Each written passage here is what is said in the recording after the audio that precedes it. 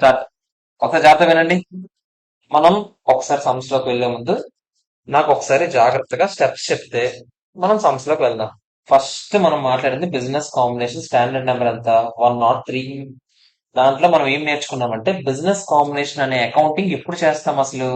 ఏ రోజైతే ఒక కంపెనీ ఇంకో కంపెనీలో బిజినెస్ ని టేక్ ఓవర్ చేసుకుందో, కంట్రోల్ ఎక్వైర్ చేసిందో, అప్పుడు మనం అదేం చెప్పాము, బిజినెస్ కాంబినేషన్ అకౌంటింగ్ చేయాలి అని చెప్పాం. అంతకు ముందు చేసేది కాదు. అంతకు ముందు చేసే సిగ్నిఫికెంట్ ఇన్ఫ్లుయెన్స్ అప్పుడు అకౌంటింగ్ లో గట్రా నేను మాట్లాడట్లేదు. ఆ తర్వాత చేయబోయే కన్సల్టేషన్ గురించి కూడా నేను మాట్లాడట్లేదు. కరెక్ట్ గా అక్విజిషన్ రేట్ లో చేయబోయే అకౌంటింగ్ గురించి మాత్రమే నేను మాట్లాడుతున్నాను. అవునా కదా చెప్పండి? దాన్ని మనం బిజినెస్ కాంబినేషన్ అకౌంటింగ్ మనం అక్కడ నేర్చుకున్నాం దాని గురించి. బిజినెస్ అంటే ఏంటో చెప్పండి. Integrated set of inputs, process, output generate చేయగలిగే క్యాపబిలిటీ. స్టెప్స్ ఏంటి? ఫస్ట్ స్టెప్ ఏంటి? Identify the acquirer. అక్వైరర్ అంటే ఎవడు? ఏ రోజు లీగల్ గా ఒకడు ఉంటాడు, అకౌంట్స్ ప్రకారం ఒకడు ఉంటాడు. ఇప్పుడు రెండో సమ్లోకి వెళ్ళిపోతాం. అందులోకి రివర్స్ అక్విజిషన్ డైరెక్ట్ గా అందులోకి వెళ్తాం రెండో సమ్. ఓకేనా? సో అప్పుడు మీకు క్లియర్ గా దాని గురించి డిస్కస్ చేద్దాం. Next, identify the acquisition date అంటే ఏంటి? ఏ రోజైతే కంట్రోల్ ట్రాన్స్ఫర్ అవుతుందో ఆ రోజు ఇంపార్టెంట్. డబ్బులు ఎప్పుడు వెళ్ళాయి అవన్నీ మనకి ఇంపార్టెంట్ కాదని చెప్పాను. ఒకవేళ రెగ్యులేటరీ అప్రూవల్ లాంటివి రావాల్సిన చోట రెగ్యులేటరీ అప్రూవల్ ఎప్పుడు వస్తే అప్పుడు తీసుకో. Next, calculate purchase consideration. Purchase consideration అంటే చాలా రకాలు ఉంటాయి. ఒక్కొక్కటి ఎలా లెక్కెట్టాలో మనం మాట్లాడుకున్నాము. అందులో భాగంగానే కంటింజెంట్ కన్సిడరేషన్ ఫెయిర్ వాల్యూ చూపిస్తామని చెప్పాను. అదే కొంచెం ఇంపార్టెంట్ పాయింట్ చెప్తా. కంటింజెంట్ కన్సిడరేషన్ ఫెయిర్ వాల్యూ చూపిస్తాం. ఫ్యూచర్ లో దాన్ని ఎలా రికాగ్నైజ్ చేయాలి డిపెండ్స్. అది లైబిలిటీ లాగానా, ఈక్విటీ లాగానా? లైబిలిటీ లాగానే అనుకోండి, ప్రతి ఇయర్ ఫెయిర్ వాల్యూకి రీమెజర్ చేసుకుంటూ వస్తాం. దాని చేంజెస్ ని P&L పంపించుకుంటూ వస్తాం. లేకపోతే ఫిక్స్డ్ నెంబర్ ఆఫ్ షేర్స్ ఇస్తే అది ఈక్విటీ అవుతుందిరా అని చెప్పాను. ఎందుకంటే షేర్స్ ఇస్తున్నామని చెప్పాం కానీ దాని వాల్యూ ఎంతో తెలియదు మనకి. అవునా? సో ఇలాంటి ఈక్విటీ పోర్షన్ అనుకోండి, మనం ఏం చేస్తామని చెప్పాను, అసలు సబ్సిక్వెంట్ రీమెజర్మెంట్ లాంటివి ఏమి ఉండవు. డిఫర్డ్ కన్సిడరేషన్ ఎంత చూపిస్తాం చెప్పండి? ప్రెసెంట్ వాల్యూ చూపిస్తాం. దాని మీద ప్రతి ఇయర్ ఇంట్రెస్ట్ అనేది P&Lకి వెళ్తూ ఉంటుంది. తర్వాత ఎంప్లాయీ బెనిఫిట్ ఎక్స్పెన్సెస్ ఏమైనా ఉంటే, ఎంప్లాయీస్ తాలూకా షేర్స్ ఎక్వైర్ చేసుకోవడానికి ఇచ్చిన డబ్బులు అయితే అది పర్చేస్ కన్సిడరేషన్ లో భాగమే. అది కాకుండా దాంతో పాటు అగ్రిమెంట్ ఒకటి నిన్న మనం చాలా రకాలు చూసాం. కండిషన్లు పెడితే అప్పుడు అది ఏమవుతుంది, ఎంప్లాయీ బెనిఫిట్ ఎక్స్పెన్సెస్ అవుతాయి. Pre combination, post combination divide చేయాలి. ప్రీ కాంబినేషన్ అంతా తీసుకెళ్లి పర్చేస్ కన్సిడరేషన్ లో కలిపేస్తాం, టు SBP రిజర్వ్ అని వేసుకుంటాం. పోస్ట్ కాంబినేషన్ అంతా తీసుకెళ్లి ఏం చేస్తాం మనం చెప్పండి? ఫ్యూచర్ లో కన్సాలిడేటెడ్ ఫైనాన్షియల్ తయారు చేసేటప్పుడు మనం అది ప్రతి ఇయర్ ఎంప్లాయీ బెనిఫిట్ ఎక్స్పెన్సెస్ కింద చూపించుకుంటూ వస్తాం. అది ఎలా క్యాలిక్యులేట్ చేస్తాం మళ్ళీ చెప్పండి, ఎందుకంటే ఇప్పుడు చేస్తాం కాబట్టి అలా. తర్వాత అదే ఒకవేళ మీకు గుర్తుంటే రీప్లేస్మెంట్ అవార్డ్స్, ఇవన్నీ నాన్ రీప్లేస్మెంట్ అవార్డ్స్ కి అయితే SBP రిజర్వ్ బదులుగా and save or close. Next, calculation of purchase consideration తర్వాత ఏంటి? Calculation of net assets taken over. Net assets అంటే మీకు ఏం చెప్పాను, అన్ని అసెట్స్ ఫెయిర్ వాల్యూ చూపిస్తాం. అవతల వాళ్ళవి ఇంటాంజిబుల్ అసెట్స్ వాళ్ళు చూపించకపోయినా మనం చూపిస్తాం. కంటింజెంట్ లయబిలిటీ వాళ్ళు కంటింజెంట్ చూపించినా మనం చూపిస్తాం. రీఎక్వైర్డ్ రైట్స్ ఫెయిర్ వాల్యూ చూపిస్తాం. గుర్తుందా? నిన్న మళ్ళీ చూపించాను కూడా. తర్వాత ఇంకోటి ఏంటి, ఇండెమ్నిఫికేషన్ అసెట్. వాడు చూపించకపోయినా వాడు చూపిస్తే మనకి ఇండెమ్నిఫై చేస్తానని చెప్పాడు కాబట్టి మనం చూపిస్తాం. ఎంతవరకు మాక్సిమం చూపిస్తాం? మాక్సిమం లయబిలిటీ ఎంత చూపించాం అంతే చూపిస్తాం. అంతేనా కదా చెప్పండి? అంతే. పైన మాక్సిమం అంతా డిస్కస్ చేస్తాం. తర్వాత క్యాలిక్యులేషన్ ఆఫ్ ఎన్సీఏ. ఎన్సీఏ మళ్ళీ రెండు విధాలు క్యాలిక్యులేట్ చేయొచ్చు. ఏంటంటి? ఫెయిర్ వాల్యూ మెథడ్ ఒకటి, ఫసీనా మెథడ్. ఫెయిర్ వాల్యూ మెథడ్ అంటే డైరెక్ట్ గా ఫెయిర్ వాల్యూ ఇస్తారు, ఇంటూ నెంబర్ ఆఫ్ షేర్స్ చేస్తారు. ఆ లెక్క ప్రకారం చేస్తే వచ్చే గుడ్ విల్ ఏమంటారు చెప్పండి? ఫుల్ గుడ్ విల్ అంటే అందులో ఎవరికి రైట్ ఉంది? ఈక్విటీ షేర్ హోల్డర్స్ ఉంది, అది మన మన మన మన బ్యాచ్ ఉంది, ఎన్సీఏ ఉంది. తర్వాత ఫసీనా మెథడ్ అంటే ఏంటి? Proportionate share of identifiable net assets method. అదేంటో చెప్పండి? Identifiable net assets of fair value లేదా అది ఎంత పర్సెంటేజ్ అయితే అది వేస్తాం. దాన్ని బట్టి లెక్క గుడ్ విల్ అయితే ఏ గుడ్ విల్ అవుతుంది? పార్షియల్. అంటే ఓన్లీ ఎవరిది? మన ప్రూఫ్ కూడా చూస్తుంది, ప్రూఫ్ కూడా చూస్తుంది. క్యాలిక్యులేషన్ ఆఫ్ గుడ్ విల్ ఎలా లెక్క పెడతారు చెప్పండి? మనం ఎంత ఇచ్చామో కన్సిడరేషన్, ఆ కన్సిడరేషన్ ప్లస్ ఎన్సీఏ వాళ్ళక వాల్యూ లెక్క పెడతాం ఎలాగోకలాగా. Plus previously held equity interest ఉంటే దాన్ని దేనికి తీసుకుంటాం చెప్పండి? ఫెయిర్ వాల్యూకి తీసుకుంటాం. ఆ డిఫరెన్స్ అమౌంట్ దేనికి పంపిస్తామని చెప్పాను? ప్రీవియస్లీ హెల్డ్ ఇంట్రెస్ట్ మనం బుక్ వాల్యూ చూపిస్తాం. ఇప్పుడేమో ఫెయిర్ వాల్యూకి రికార్డ్ చేయాలని చెప్పాను. మరి పాతది క్లోజ్ చేసేటప్పుడు డిఫరెన్స్ అమౌంట్ వస్తుందా? దాన్ని P&L తోసేస్తామా లేదా చెప్పండి? ఇప్పుడు ఇక్కడ చేస్తాం, అది కూడా చేస్తాం, కంగారు పడకండి. ఫస్ట్ క్వశ్చన్ అని అన్ని చేస్తాం ఇక్కడ. తర్వాత నెగటివ్ ఉంది కదా, అందుకే గుర్తున్నాను. తర్వాత ఏంటి? మైనస్ అసెట్స్ టేకన్ ఓవర్ చేస్తే మనకి ఎంత గుడ్ విల్ వస్తుంది. ఓకేనా కదా చెప్పండి? గుడ్ విల్ అయితే గుడ్ విల్, క్యాపిటల్స్ అయితే క్యాపిటల్స్, అదికైనా. తర్వాత మీకు గుర్తుంటే ఏదైనా మెజర్మెంట్ టైంలో మనకు కొన్ని విషయాలు తెలియలేదు అనుకోండి, సబ్సిక్వెంట్ గా తెలిసాయి అనుకోండి, విత్ ఇన్ 1 ఇయర్ లోపలే తెలిస్తే మనం ఏం చేస్తాం చెప్పండి? దాని అడ్జస్ట్మెంట్ పర్చేస్ కన్సిడరేషన్ ఇచ్చాం. 1 ఇయర్ తర్వాత తెలిస్తే పట్టించుకోము. రెస్పెక్టివ్ స్టాండర్డ్ ఏం చెప్తే అది చేస్తాం. అంతేనా కదా చెప్పండి? ఓకే, చాలు. మనం ఇప్పుడు ఎలాగో క్వశ్చన్ చేస్తాం కదా. నవంబర్ 20 క్వశ్చన్ అంట. చూసారా, నవంబర్ 20లో యాక్చువల్ గా బిజినెస్ కాంబినేషన్ ఈ క్వశ్చన్ ఇచ్చాడంటే ఖచ్చితంగా 8 మార్క్స్ ఇచ్చి ఉంటాడు. ఎందుకంటే ఇది బిజినెస్ కాంబినేషన్ సమ్మ. మొత్తం బ్యాలెన్స్ షీట్ అడిగాడా? మొత్తం బ్యాలెన్స్ షీట్ కూడా అడిగేసాడా? అడగలేదు. సో ఇది మామూలుగా మహా అయితే నాకు తెలిసి 8 మార్క్స్ ఇచ్చి ఉంటాడేమో నవంబర్ 20 అంటే. ఒకసారి జాగ్రత్త చూద్దామా? మీరే జాగ్రత్తగా అన్ని నాకు చెప్పాలి. Company A and company B అని పవర్ బిజినెస్ ప్రశాంతంగా చూసి నాకు ఒక్కొక్కటిగా చెప్పండి. ఏం కంగారు వద్దు. ఓకేనా? ఈ రోజు మన టార్గెట్ 15 క్వశ్చన్లు అవ్వాలి. అందులో పెద్ద క్వశ్చన్ రెండే. First question, second question. ఈ ఫస్ట్ క్వశ్చన్ పెద్దది కూడా కాదు, మీరే అంటారు ఇది పెద్ద. కంపెనీ ఏకి ఆల్రెడీ ఎంత ఉందంట? 25%. అంటే వీడు ఆల్రెడీ ఏ అకౌంటింగ్ చేస్తున్నాడు? Associate accounting. అంటే ఈక్విటీ మెథడ్ ఫాలో అవుతుంటాడు. మీకు గుర్తుంటే అసోసియేట్ అకౌంటింగ్ ఫాలో అవుతున్నప్పుడు వాళ్ళ తాలూకు ఓసీఏలు అన్ని చూపించుకుంటూ వస్తారు. మనం ఇప్పుడు ఏం చేయాలి చెప్పండి? అవన్నీ వాటిని క్లోజ్ చేసేటప్పుడు ఏం చేస్తారు చెప్పండి? అలా చెప్పలేం. డిపెండ్స్. ఇప్పుడు రీవాల్యుయేషన్ రిజర్వ్ క్లోజ్ చేసేటప్పుడు మనం ఏం చేస్తాము? రీటైన్ అనేది పంపించేస్తాం. ఫారెన్ కరెన్సీ ట్రాన్స్లేషన్ రిజర్వ్ పంపించేటప్పుడు పిఎన్ఎల్ పంపిస్తాం. నిన్న చేసాం మనం అసలు. తర్వాత 1 నవంబర్ మనం కంట్రోల్ తీసుకున్నాం. ఎందుకంటే మనకు ఆ రోజు 65% కొన్నామట ఎక్స్ట్రాగా. 25 కాకుండా 65, అంటే మొత్తం కలిపి ఎంత అయింది ఇప్పటికే? 90% అయిపోయింది. అది ఆడే చెప్తున్నాడు 90 అయింది. రకరకాల కన్సిడరేషన్లు అన్ని చెప్పాడు. ఫస్ట్ మనకి ఏం అడిగాడు? అక్విజిషన్ మెథడ్ ప్రకారం చేయండి అని అడిగాడు. మనం ఫస్ట్ నేర్చుకుంది ఆ మెథడ్. ఫస్ట్ నాకు చెప్పండి, ఫస్ట్ స్టెప్ ఏంటి? Identify the acquirer. జాగ్రత్తగా చూడండి, ఎవరెవరిని అక్వైర్ చేస్తున్నాడు చూద్దాం. ఏ అనేవాడు బిని అక్వైర్ చేస్తున్నాడు అని అయితే అర్థమవుతుంది ప్రస్తుతానికి. రివర్స్ అక్విజిషన్ కేసు ఏమో అని చూసుకోవాలి. ఎక్కడైనా ఆల్ షేర్లు ఎన్ని ఉన్నాయి, ఇల్ షేర్లు ఎన్ని ఉన్నాయి చెప్పలేదు. మరి ఆబ్వియస్లీ ఇది ఏమవుతుంది? మామూలు అక్విజిషన్ అయి ఉంటుంది. అంతేనా కాదా చెప్పండి? సో అక్వైరర్ ఎవడు? ఏ. లీగల్ గా ఎవడు? ఏ. అకౌంట్స్ ప్రకారం ఎవడు? ఏ. ఫస్ట్ స్టెప్ అందరికి ఓకేనా కదా? ఐడెంటిఫై ద అక్వైరర్ గురించి రాసాం. A is the acquirer, B is the acquiree. ఈ మాత్రం రాయండి రా నాయన. ఏ అక్వైరర్ అంటే బి అక్వైరీ ఆ మాత్రం తెలీదా నీకు? అలాంటి చెప్పండి. ఓకేనా? రాసే రండి బయట. ఓకేనా? సెకండ్ స్టెప్ ఏంటో చెప్పాలి నాకు. ఐడెంటిఫై ద, ప్రశాంతంగా చూసి చెప్పండి. చూడండి, అందరు చూడండి. ఉన్నదే ఒక డేట్ అనేది చెప్పేయండి. యాక్చువల్లీ ఇంకో డేట్ ఉన్నా కూడా మనం 1 నవంబరే చెప్తాం. ఎందుకు? మన కంట్రోల్ ఎప్పుడు వచ్చింది అనేది ఇంపార్టెంట్. ఫస్ట్ లో మన కంట్రోల్ ఏం వచ్చేది, అసోసియేట్ అయింది అంతే. కంట్రోల్ ఏ రోజు వచ్చింది? 1 నవంబర్ అయినా. సో అక్విజిషన్ డేట్ ఏంటి? 1 నవంబర్. ఈ స్టెప్ రాయగలమా లేదా? 1 నవంబర్. క్లియర్?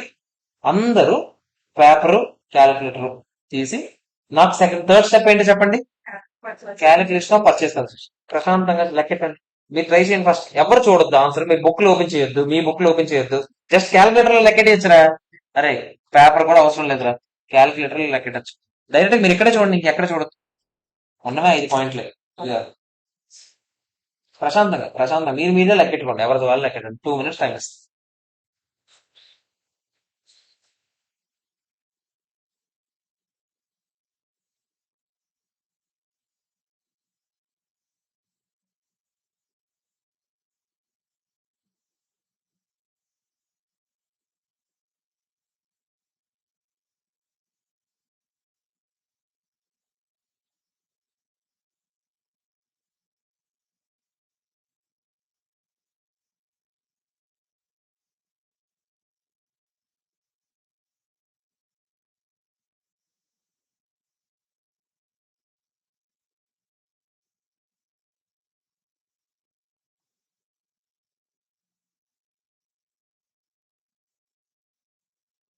అయిపోయిన వాళ్ళు మీ మీ ఆన్సర్ ని ప్రవేశపెట్టాల్సిందిగా కోరుతాం.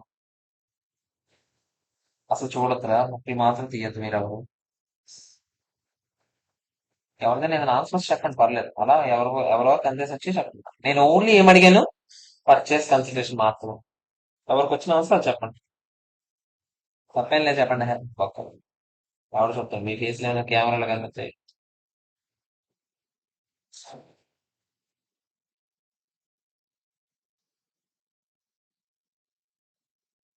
ఎంత?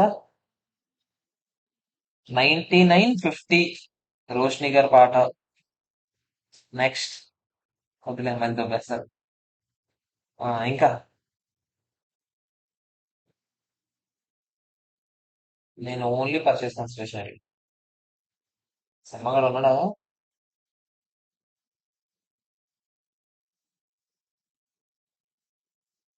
ఎంత?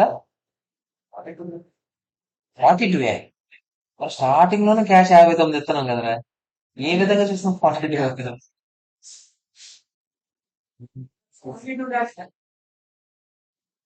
72 lakhs నీ పాట.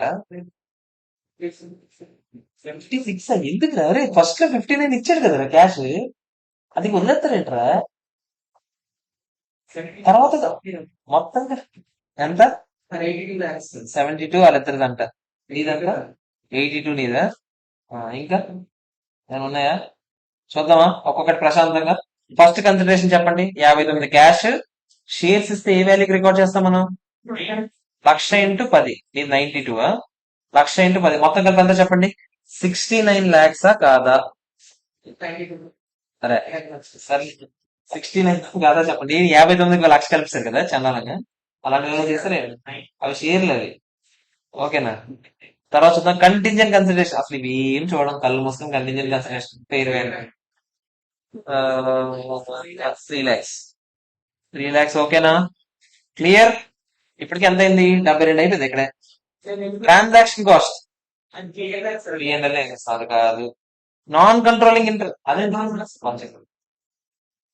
పాత ఇంట్రెస్ట్ ఉంది కదా, ప్రీవియస్లీ హెల్డ్ ఇంట్రెస్ట్. మీకు గుర్తుంటే ప్రీవియస్లీ హెల్డ్ ఇంట్రెస్ట్ ఏదైనా ఉంటే దాని తాలూకు ఫెయిర్ వాల్యూ తీసుకుంటామా లేదా? దాని తాలూకు ఫెయిర్ వాల్యూ ఎంత? 20 lakhs.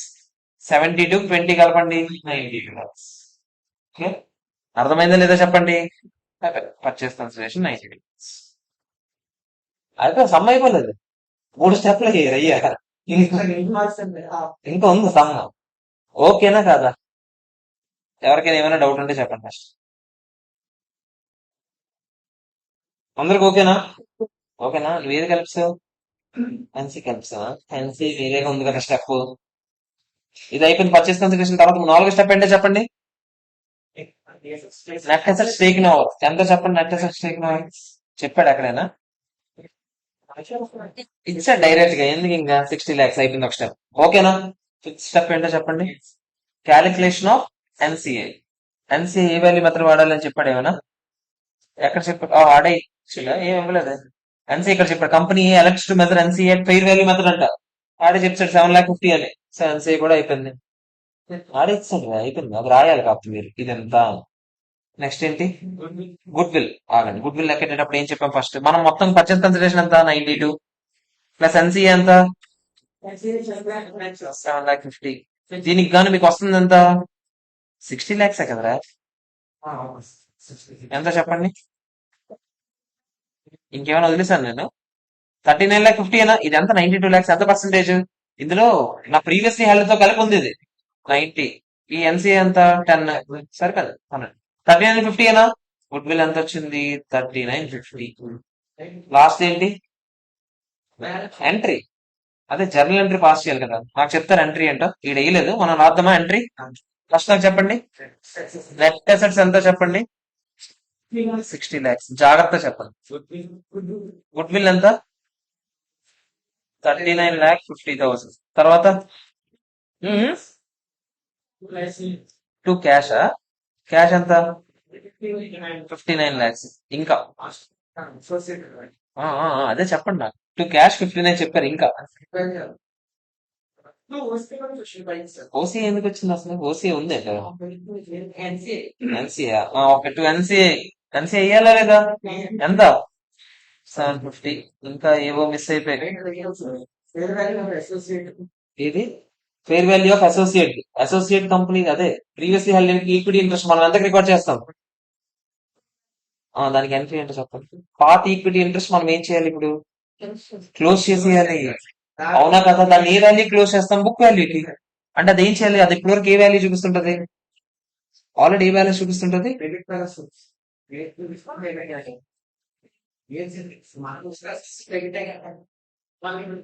Previously held equity interest ఇప్పటి వరకు నా బుక్స్ లో ఏమని చూపిస్తున్నాను? ఇన్వెస్ట్మెంట్ కింద అంటే ఏ బ్యాలెన్స్ చూపిస్తున్నాను? డెబిట్ బ్యాలెన్స్ చూసేది ఇప్పుడు నుంచి మనకు ఉంటుందా? క్లోజ్. అదేం చేయాలి ఇప్పుడు నేను? సో నేను ఏం చేయాలి? 2 ప్రీవియస్లీ హెల్డ్ ఇంట్రెస్ట్ రాయాలి. ఒప్పుకుంటారా లేదా? ఎంత రాయాలి? బుక్ వాల్యూ ఎంత ఉంది? బుక్ వాల్యూ 6 lakhs ఉందా లేదా చెప్పండి. నేను ఏ రాస్తాను 6 lakhs. ఇక్కడే దీనికి మీద ప్రాఫిట్ వచ్చిందా లేదా చెప్పండి. ఎంత వచ్చింది ప్రాఫిట్? 14 lakhs. ఆ ప్రాఫిట్ తీసుకెళ్ళి ఏం చేస్తాను చెప్పండి. P&L లో వేసేస్తాను. ఓకేనా కాదా? అందరికి ఓకేనా? ప్రాఫిట్ కదరా 14 lakhs. ఇంకేం జరిగింది? అన్ని ఇస్తామా ఇంకేమైనా వదిలేసాం? షేర్స్ ఇచ్చామా మనం? టూ ఈక్విటీ షేర్ క్యాపిటల్ ఇచ్చామా లేదా చెప్పండి. ఎంత ఇచ్చాం? 10 lakhs. ఇంకా వదిలేసారే. కంటింజెంట్ కన్సిడరేషన్ రికార్డ్ చేయాలి. అది దేనికి రికార్డ్ చేయాలి? Fair value. So to fair value of contingent consideration ఎంత? 3 lakhs. అన్ని ఇస్తామా? చూద్దాం టాలీ అయిందో లేదు చూడండి ఒకసారి.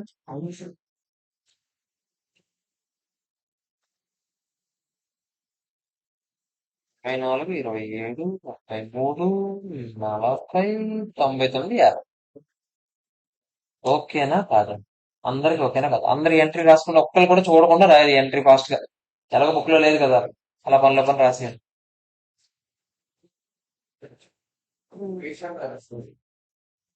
240, 240, 240. అప్పుడు చూడకుండా రాయండి. అయిపోయింది. నీ దగ్గర క్వశ్చన్ బ్యాంక్ కూడా లేదా? జిఎస్టీకి ఏదో చెప్పు, దీనికి ఏమి వేదమ్మా. నీ పాత బుక్లు ఉన్నాయి కదా, అందులో క్వశ్చన్ సేమే కదా. పెద్ద క్వశ్చన్ మళ్ళీ మీకే ఈజీ ఉంటుంది. కొంచెం వెనక్కి వెళ్ళి చూడండి.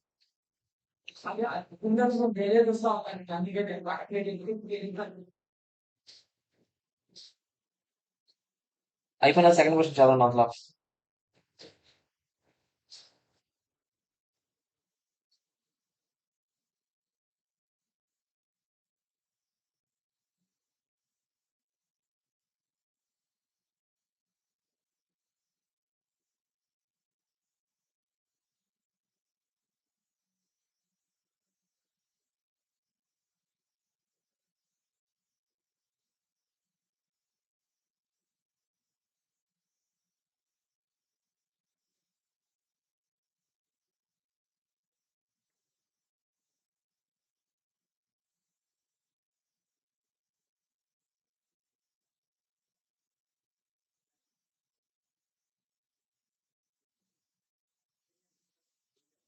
ఉమ్, ఉమ్.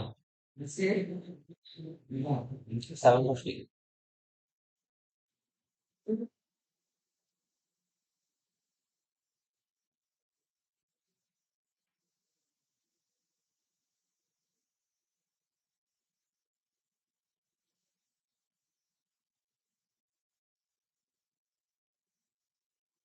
బిజినెస్ కాంబినేషన్ ఇంకా చీజీ అయిపోవాలి.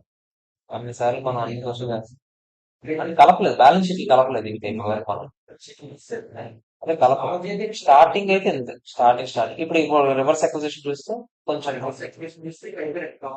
ఉంది, కొంచెం కామన్ కంట్రోల్ ఉంది, చిన్న చిన్న పాయింట్స్ ఉన్నాయి. కాన్సెప్ట్స్ అయితే మ్యాథ్స్ కవర్ అయిపోయాయి. కాన్సెప్ట్స్ సమ్ చేయడం ఇంకా అవ్వలేదు.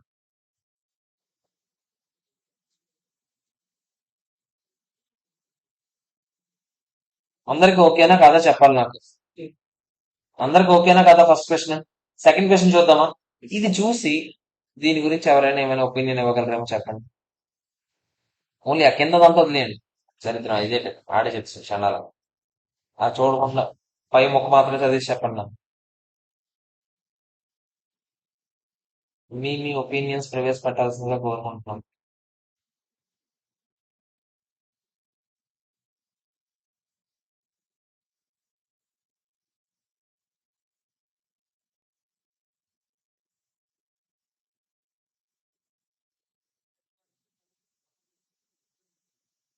ఏంటి 31st December ఏం జరిగింది?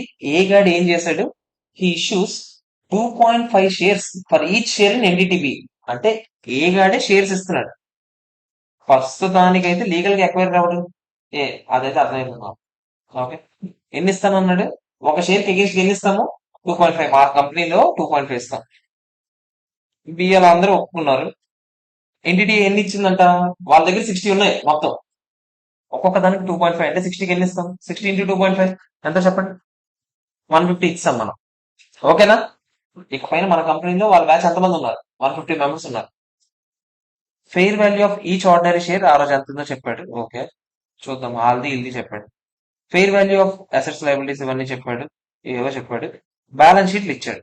బ్యాలెన్స్ షీట్ ఇచ్చినప్పుడు మీరు ఇక్కడ చూస్తే entity A B balance sheet చూస్తే ఎంటిటీ ఏది before acquisition, before business combination, ఇది బిఫోర్ బిజినెస్ కాంబినేషన్ ఎంటిటీ ఏ తాలూకు షేర్స్ ఎన్ని ఉన్నాయి? ఇప్పుడు వాళ్ళ బ్యాచ్ ఎంతమంది ఉన్నారు? తిరిగి ఒక్కడ పెంద లేదా? మన వాళ్ళేమో 100 మంది మిగిలేదు. వాళ్ళ వచ్చి ఎంతమంది? 150 మెంబర్స్ వచ్చి ఎక్కిపోయారా లేదా? ఇప్పుడు వాళ్ళ బ్యాచ్ పర్సంటేజ్ ఎంత, మన బ్యాచ్ పర్సంటేజ్ ఎంత చెప్తారా? మనదేమో 100/250, వాళ్ళేమో 150/250. మందెంత వాళ్ళెంత? 40% మంది, 60% వాళ్ళది. రివర్స్ అక్విజిషన్ అవునా కదా చెప్పండి. షేర్లు నేను ఇచ్చాను పేరుకి, కానీ తిరిగి ఎవరికి కనపడదు, నాకేమో. సో ఇప్పుడు అకౌంట్స్ ప్రకారం ఎవడు బిజినెస్ కాంబినేషన్ ఎంట్రీస్ అన్ని ఇవ్వాలి? బి గానే తయారు చేయాలి. ఓకేనా కదా? అంటే బి అక్వైర్ చేసింది అన్నట్టుగానే తయారు చేయాలి. అవునా కదా చెప్పండి? అంతేనా కాదా? ఇప్పుడు నాకు చెప్పండి, బి తాలూకా అసెట్స్ లైబిలిటీస్ అన్ని ఏ వాల్యూకి ఉండాలి? బుక్ వాల్యూకి ఉండాలి. ఎందుకు? వాడే అకౌంట్స్ ప్రకారం అక్వైరర్ కాబట్టి. ఏ తాలూకా అసెట్స్ లైబిలిటీస్ అన్ని ఏ వాల్యూకి ఉండాలి? ఫెయిర్ వాల్యూకి ఉండాలి. ఇదైతే మీకు తెలుసు. ఓకే, ఇప్పుడు జాగ్రత్తగా చూడండి, మంచి ఇంట్రెస్టింగ్ పాయింట్ ఉంది చూడండి. తర్వాత ఎస్యూమ్ దట్ బీస్ ఎర్నింగ్స్ ఎంత చెప్పాడు? 600 అంట. కన్సాలిడేట్ ఎర్నింగ్స్ ఇవన్నీ చెప్పాడు. అవన్నీ పక్కన పెడితే ఫస్ట్ నాకు చెప్పండి, ఫస్ట్ స్టెప్ ఏంటి మనకి? Identify the acquirer. ఇక్కడ కొంచెం పెద్ద వస్తుంది సోది. ఎందుకు చెప్పండి? లీగల్ గా అక్వైరర్ ఏ, అకౌంట్స్ ప్రకారం అక్వైరర్ బి, ఇది రివర్స్ అక్విజిషన్ కేసు అని చెప్తామా లేదా? So entity B accounting acquirer, entity A legal acquirer, ఇవన్నీ చెప్తామా లేదా చెప్పండి. క్లియరా కాదా? సెకండ్ పాయింట్ ఏంటి? Identify the acquisition date. ఎప్పుడు ఇదంతా జరిగింది? 31st December ఏనా? సో 31st December ఏమవుతుంది? Acquisition date. అది రాయలేదు, మీరు రాసుకోవచ్చు ఎగ్జామ్ లో, హ్యాపీ, కొంచెం మార్క్స్ వస్తాయి ఎక్కువ. మూడోది ఏంటి? కదా. యాక్చువల్ గా ఎవరెవరికి షేర్స్ ఇచ్చారు? యాక్చువల్ గా ఏ బికి ఇచ్చింది. ఎన్ని షేర్స్ ఇచ్చింది? 150 షేర్స్ ఇచ్చింది. మీకు గుర్తుందా? 150 షేర్స్ ఇచ్చింది. ఎంత వాల్యూ ఉన్నాయి యాక్చువల్ గా? అయితే 150 షేర్స్, వాళ్ళ షేర్స్ ఎంత ఉన్నాయి? 16 రూపీస్ ఉన్నాయి. అవునా కాదా? యాక్చువల్ గా అయితే ఇదే జరిగింది. మనం మామూలుగా అసలు రివర్స్ అక్విజిషన్ కేసు కాదనుకుంటారా? మీరు ఏమని ఆలోచిస్తారు? షేర్స్ ఇష్యూ చేస్తే మనం ఏ వాల్యూకి రికార్డ్ చేస్తాం? Fair value. మరి ఇప్పుడు ఫెయిర్ వాల్యూ ఎంత ఉన్నాయి? 16 రూపీస్ అన్నా. మార్కెట్ ప్రైస్ ఏ తాలూకు షేర్ 16 రూపీస్. 150 × 16 ఎంత? మామూలుగా అయితే ఇది పర్చేస్ కన్సిడరేషన్ అవ్వాలి. అవునా కాదో చెప్పండి. కానీ ఇక్కడ ఏం జరిగింది? రివర్స్ అక్విజిషన్ జరిగింది. అంటే బి ఏని కొనేసుకున్నట్టుగా ఆలోచించాలి మనం. అంతేనా? అంతేనా కదా చెప్పండి. నాకు బిఫోర్ అక్విజిషన్ బి దాంట్లో ఎన్ని షేర్స్ ఉన్నాయి చెప్పండి? 60 షేర్స్. ఇప్పుడు ఇక పైన ఎవరి షేర్స్ కనిపిస్తాయి? అదే ఎవరిని అక్వైర్ చేసినట్టుగా మనం తయారు చేస్తున్నాం? బిఏనే కదా. అంటే బిఏకి ఎన్ని షేర్స్ ఇచ్చాడో చూడాలి. కానీ యాక్చువల్లీ బిఏకి ఏమైనా షేర్స్ ఇచ్చాడా? ఇవ్వలేదు. కానీ ఇచ్చుండుంటే ఎన్ని ఇచ్చుండేవాడని ఆలోచించాలి. అది ఎలా సార్ ఆలోచిస్తామంటే, ఆఫ్టర్ బిజినెస్ కాంబినేషన్ వీళ్ళిద్దరు కంట్రోల్స్ ఎంత ఉండాలి? వీడికి 40%, వీడికి ఎంత? 60%. ఈ క్లారిటీ ఉందా లేదా మీకు? అంటే బిజినెస్ కాంబినేషన్ తర్వాత బి వాళ్ళ తాలూకా వాళ్ళు బిలో ఎంత మంది ఉండాలి? 60% ఉండాలి అకౌంట్స్ ప్రకారం. ఒప్పుకుంటారా లేదా చెప్పండి. బి బ్యాచ్ ఎంత మంది ఉన్నారు? 60 షేర్స్ ఉన్నారు.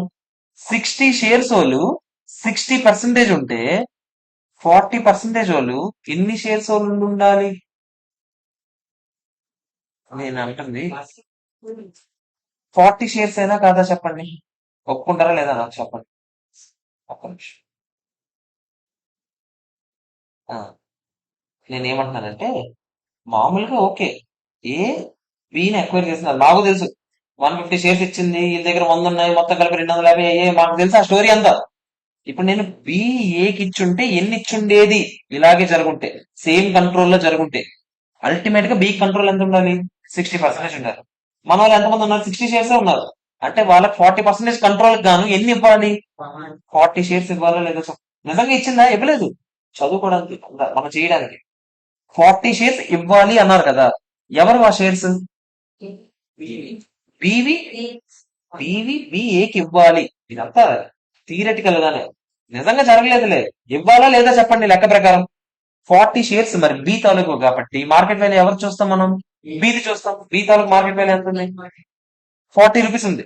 అంటే బి ఒకవేళ ఏని కొనుక్కుంటే నిజంగా 40 షేర్స్ ఇచ్చుంటే ఎంత ఇచ్చినట్టు? 40 × 40 అయినా 1600 ఇచ్చినట్టు. ఇదే ఏమవుతుంది? Purchase consideration. అర్థమైంది? ఒకసారి ప్రశాంతంగా ఆలోచించాలి. నేను ఏమన్నాను? మామూలుగా అయితే ఏ బిని ఎక్వైర్ చేసి ఉంటే ఏమీ జరగకపోయింటే ప్రశాంతంగా నీట్ గా వీళ్ళ బ్యాచ్ పాతలు 300 మంది ఉన్నారు అనుకోరా, వీళ్ళు కొత్త వాళ్ళు ఎంతమంది వచ్చారు? 150 మంది వచ్చారా? దానికి ఏమైనా అవుతుందా? ఏం కాదు, కదలకుండా అలాగే ఉండుండేది. అవునా? అప్పుడు మనం పర్చేస్ కన్సిడరేషన్ ఎవరి లెక్క ఉండేవాళ్ళం? 150 ఇంటూ 16 రూపీస్ ఒక్కొక్క షేరు ఎంత అని లెక్కేసి ఉండేవాళ్ళం ప్రశాంతంగా. 2400 పర్చేస్ కన్సిడరేషన్ తేలిపోయిండేది. కానీ ఇప్పుడు ఏం చెప్పాను నేను? ఏ బిని అక్వైర్ చేసింది ఓకే, బయట ఏం జరిగింది వదిలేయండి. బి ఏని అక్వైర్ చేసి ఉంటుంటే ఇదే సినారియోలో ఎన్ని షేర్స్ ఇచ్చుండేది అని ఆలోచించాం. ఆఫ్టర్ అయితే అక్వజిషన్ మనకు 60% కంట్రోల్ ఉండాలన్న క్లారిటీ మనకు ఉంది. ఎవరికి ఉంది? బికి ఉంది.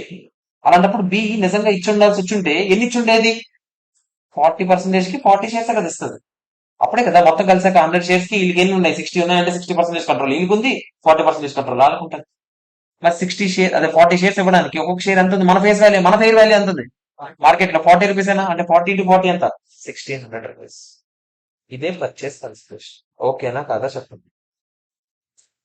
అర్థమైందా లేదా? మొత్తం సమ్ చేసాక మళ్ళీ వద్దాం ప్రశాంతంగా, ఏం ప్రాబ్లం లేదు. అర్థమైందా లేదా చెప్పండి? 1600, అదే 1600 పర్చేస్ కన్సిడరేషన్ అవుతుంది. దాని గురించి మొత్తం మనం ఇప్పుడు చెప్పాం కదా, అదంతా మీరు ఇంగ్లీష్ లో రాయాలి. నేను చదవను ఎందుకంటే నాకు ఇంగ్లీష్ రాదు. ఓకేనా? తెలుగులో అయితే ఇప్పుడు నేను ఇలా చెప్పానా, అదంతా ఇప్పుడు చూద్దాం కావాలంటే.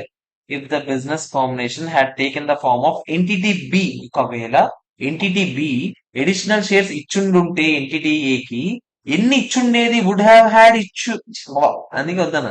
Would have had to issue, ఎన్ని ఇచ్చుండాల్సి వచ్చుండేది? 40 షేర్స్ ఇచ్చుండాల్సి వచ్చుండేది. అది అలా లెక్కట మీకు చూపించాను నేను. ఓకేనా కదా? అప్పుడు మొత్తం కలిపి 100 లో మా దగ్గర 60 ఉంటాయి, అందుకే 60%. వాళ్ళ దగ్గర 40 ఉంటాయి, అందుకే 40%. ఆ 40 షేర్స్ వాళ్ళకి ఫెయిర్ వాల్యూ ఎంత ఉంది? 40 ఇంటూ 40 1600. ఓకేనా కాదా చెప్పండి? సరే ఏం చేస్తాం మనం ఇప్పుడు? ఇవన్నీ చేసి చేయబోతున్నాం చూడండి, బాగా ఆవేశపడండి. నెక్స్ట్ స్టెప్ ఏంటి? పర్చేస్ కన్సిడరేషన్ అయిపోయింది కదా, నెక్స్ట్ స్టెప్ ఏంటి? క్యాలిక్యులేషన్ ఆఫ్ నెట్ అసెట్స్ అయినా. నెట్ అసెట్స్ ఎవరిని చూడాలి ఇప్పుడు? ఎవరెవరిని ఎక్వైర్ చేసినట్టుగా చూస్తున్నాం మనం? బి ఏని ఎక్వైర్ చేసినట్టు. అప్పుడు మనం ఎవరి తాలూకు అసెట్స్ ఫెయిర్ వాల్యూ చూస్తాం? ఏ తాలూకు fair value of the assets చూస్తాం. లీగల్ గా వదిలేయండి. ఇంకా అకౌంట్స్ ప్రకారం ఏ వన్ ని ఫెయిర్ వాల్యూ ఉండాలి, బి వన్ ని బుక్ వాల్యూ ఉండాలి. మరి ఏ తాలూకు ఫెయిర్ వాల్యూ ఆఫ్ అసెట్స్ ఇచ్చాడా? ఏ తాలూకు బుక్స్ ఇచ్చాడు? ఇదిగో చూడండి, fair value of A assets ఎంత అని చెప్పాడు? Are same as their carrying amounts except non current assets ఒక్కటే 1500 ఉన్నాయంట. అంటే ఈ 1300 ఉంది కదా బుక్స్ లో, ఇది 1500 అంట. లెక్కెట్టండి ఇప్పుడు. 500 ప్లస్ 1500 ఎంత? 2000. మైనస్ లైబిలిటీస్ ఏంటి? 300 400 అయినా 2000 మైనస్ 700 ఎంత? 1300. ఇదేమవుతుంది చెప్పండి? Fair value of identifiable net assets. ఓకేనా కదా? మిగతా ఏవి చెప్పలేదంటే బుక్ వాల్యూసే ఉన్నాయని చెప్పాడు కదా ఆడే. ఓకేనా? నెక్స్ట్ స్టెప్ ఏంటి? నెక్స్ట్ స్టెప్ ఏంటి? Calculation of NCA. ఆగండి, ఇప్పుడు ఎన్సీఏ ఎంత? ఎవరెవరిని ఎక్వైర్ చేసినట్టు అని అనుకున్నాం? బి ఏని ఎక్వైర్ చేసినట్టు. అవునా కదా చెప్పండి? బి ఏని ఎక్వైర్ చేస్తే బికి ఎంత కంట్రోల్ వచ్చిందని చెప్పారు? మరి ఎన్సీఏ బ్యాచ్ అంతా 40% అను.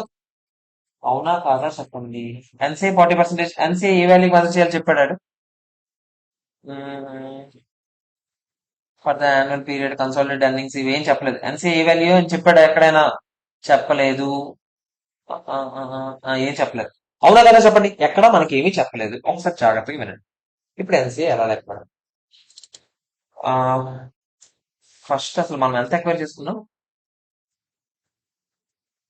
ఒకసారి జాగ్రత్తగా వినండి. ఎన్సీఏ తీసుకెళ్ళి ఎక్కడ వేస్తుంది ఇది? ఎన్సీఏ ఎన్సీఏ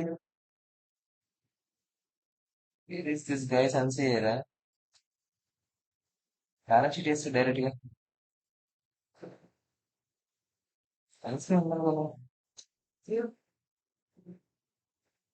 ఎన్సీఏ ఎంత మామూలుగా చెప్పండి. బి ఏని ఎక్వైర్ చేస్తుంది. ఎంత పర్సెంటేజ్ ఎక్వైర్ చేసుకుంది?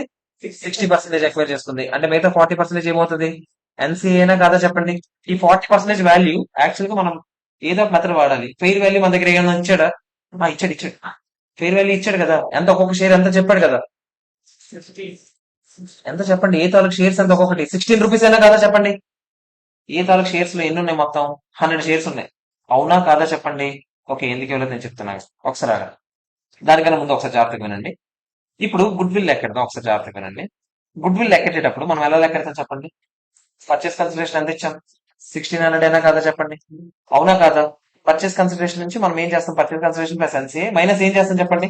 వాళ్ళ దగ్గర నుంచి ఎక్వైర్ చేసుకున్న నెట్ అసెట్స్ ఎంత చెప్పండి? 1300. అవునా కాదా? మామూలుగా అయితే అంతేనా కాదా చెప్పండి? డైరెక్ట్ చేస్తాడు ఎన్సీఏ యాడ్ చేయకుండా. మొత్తం కంపెనీని కొనేసాం ఏంటి? ఆ, మనం మొత్తం పార్టీని కొనేసాం ఏంటి? మనం ఆ కంపెనీని డైరెక్ట్ మైనస్ చేస్తాడు. 1600 నుంచి 1300 అదే ఎందుకని చూస్తుంది. ఎన్సీఏ ఉండాలి కదా? ఎన్సీఏ లేకుండా ఎలా చేస్తుంది? ఒక్క నిమిషం ఆగండి, ఆగండి. చిన్న పాయింట్ చెప్పడం మర్చిపోయాను. ఒక్క నిమిషం. వెయిట్ నిన్నే గుర్తు. May 24 FR theory content book page number చెప్పరా ఒకసారి? ఒక్క చిన్న పాయింట్ మర్చిపోయాను, ఒకసారి చూడండి. పేజ్ నెంబర్ ఎంత? 62.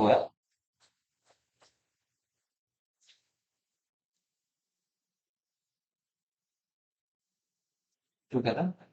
ఒకసారి జాగ్రత్త చూడండి. ఒకసారి. ఏది ఇది కాదే? అగ్రికల్చర్ ఇది 122. ఒకసారి ఆగండి. Reverse acquisition. ఒకసారి ఇక్కడ చూడండి. రివర్స్ అక్విజిషన్ అప్పుడు ఒకసారి జాగ్రత్త చూడండి. ఐడెంటిఫై ద ఎక్వైరర్ కంపెనీ మన స్టెప్ అయిపోయింది. అవునా కదా చెప్పండి? తర్వాత determine the date of acquisition అయిపోయింది. Determine deemed consideration, purchase consideration మనం లెక్కెట్టాం కదా ఇందాక. ఒకవేళ వీళ్ళ షేర్స్ ఇచ్చిండుంటే ఎంత అయ్యి ఉండేది అని లెక్కెట్టమా లేదా? దాన్ని అదేదో ఫార్ములా చెప్పాడు, అదే సేమ్ క్వశ్చన్. 60/60%. అది ఎంత? మనది కూడా ఎంత వచ్చింది? 40 షేర్స్ వచ్చింది. ఇంటూ 40 చేసామా లేదా చెప్పండి? 1600. అంతేనా కదా చెప్పండి ఒకసారి? ఎన్సిఐ రివర్స్ అక్విజిషన్ జరిగితే కంప్లీట్లీ నాట్ అప్లికేబుల్. ఓకేనా కాదా చెప్పండి? నేను రివర్స్ అక్విజిషన్ థియరీ చెప్పకుండా స్టార్ట్ చేసిన నాదే మిస్టేక్. రివర్స్ అక్విజిషన్ అప్పుడు ఎన్సిఐ కంప్లీట్ గా వదిలేయండి, అంటే పట్టించుకోవద్దు. ఎన్సిఐ అనే పోర్షన్ ఉందనే థాట్ తీసేయండి. ఎన్సిఐ అసలు లేదని అనుకోండి. వాడు ఇండియస్ 103లో అలాగే అకౌంటింగ్ చేయాలని చెప్పాడు రివర్స్ అక్విజిషన్ కేసులో అయితే. ఓకేనా? సో మీరు ఎన్సిఏ పూర్తిగా not applicable, will not arise. ఓకేనా కాదా చెప్పండి? అంటే ఎన్సిఏ పాయింట్ జీరో అని అనుకోండి ప్రస్తుతానికి. ఎన్సిఏ జీరో అయితే ఇప్పుడు చెప్పండి. థర్డ్ స్టెప్ ఇప్పుడు వచ్చేస్తున్నాం. ఇప్పుడు థర్డ్ స్టెప్ మనది అయిపోయింది. ఏది? క్యాలిక్యులేషన్ ఆఫ్ పర్చేస్ కన్సిడరేషన్ అయిపోయింది. ఇంకో స్టెప్ ఏంటి మనకి? ఎన్సిఏ జీరో ఎలాగో ఉండదని చెప్తాను. తర్వాత ఏంటి? Calculation of good will. మీకు ఏం చెప్పాను? పర్చేస్ కన్సిడరేషన్ ఎంత? 1600 ప్లస్ ఎన్సీఏ ఎంత ఇక్కడ? జీరో. పట్టించుకోను కదా. మైనస్ ఏంటి? ఐడెంటిఫైబుల్ నెట్ అసెట్స్ ఎంత? ఇప్పుడే చెప్పారు 1300. లెక్కెట్టారా లేదా చెప్పండి? సో గుడ్ విల్ ఎంత? 300. ఇంకా ఈజీరా మీకు. సింపుల్ చెప్పాలండి, ఎన్సీఏ అనే పెంటే ఉంటుంది. ఓకేనా కదా చెప్పండి? రివర్స్ అక్విజిషన్ టైంలో. Okay, clear.